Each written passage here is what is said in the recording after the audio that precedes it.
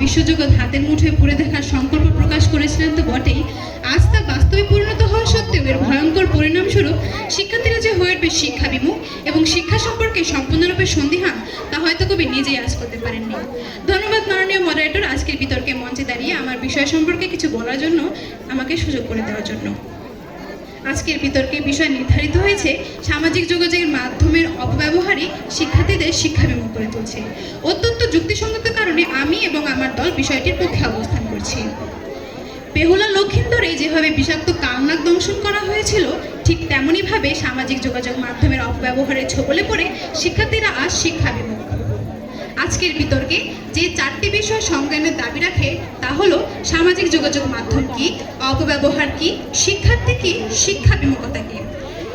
সামাজিক যোগাযোগ মাধ্যম ইন্টারনেট ভিত্তিক সামাজিক নেটওয়ার্কে সামাজিক যোগাযোগ মাধ্যম বলে, যার আওতায় রয়েছে ফেসবুক, ইনস্টাগ্রাম, হোয়াটসঅ্যাপ প্রভৃতি।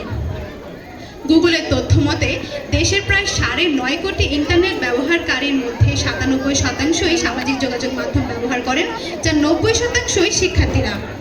অপব্যবহার কোনো কিছুর অবাঞ্ছিত, মাত্রাতিরিক্ত এবং যথেচ্ছ ব্যবহার করাকে অপব্যবহার বলে। এখানে এই প্রত্যয় দ্বারা আমরা প্রধানত কথাটাকে বোঝাচ্ছি, অর্থাৎ একজন শিক্ষার্থীর শিক্ষাবিমুখ হওয়ার পেছনে নানা ধরনের কারণ থাকতে পারে, যা আমরা অস্বীকার করছি না।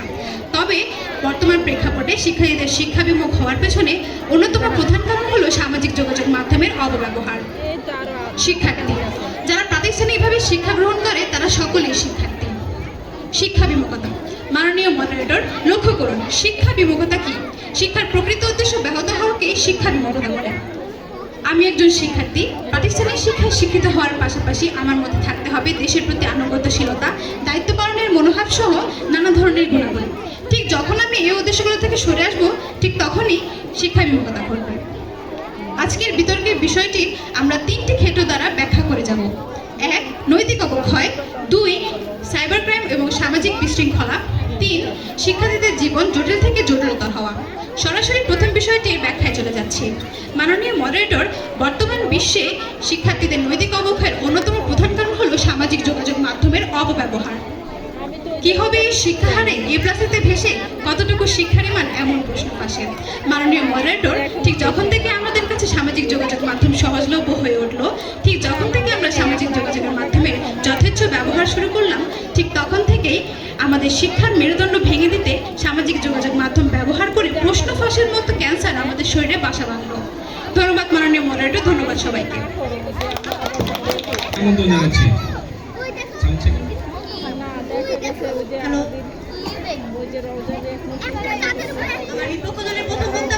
শিক্ষার্থীদের শিক্ষা বিমুখ করার ক্ষেত্রে সোশ্যাল মিডিয়া অপব্যবহার একমাত্র দায়ী, কিন্তু প্রতিপক্ষ দল লক্ষ্য করুন 3 নভেম্বর 2019 সালের ঘটনা। দৈনিক প্রথম আলো তথ্য মতে কুমিল্লা দক্ষিণ কেরানীগঞ্জে ইসলামিয়া মাদ্রাসার শুভ হাসান নামের শিক্ষার্থীকে পিটিয়ে হত্যা করেন তার শিক্ষক হাফেজ মাওলানা আব্দুল মুত্তাদির। অন্যদিকে ছয়ঢাকা উপজেলার নীলফামারীতে আব্দুল রাজ্জাক এনে তার বিদ্যালয়ে 5ম শ্রেণীতে অধ্যয়নরত কাজল রায়ের পাঠ্যপুস্তক। এর কারণ হলো পিকনিক বাবু 200 টাকা দিতে না পারা। মাননীয় মডারেটর, লক্ষ্য করুন বিগত বিচারক মন্ডল এবং উপস্থিত সুদী, আজকে এই বিতর্কের মঞ্চে বিতর্কের বিষয় হলো সোশ্যাল মিডিয়া অপব্যবহারই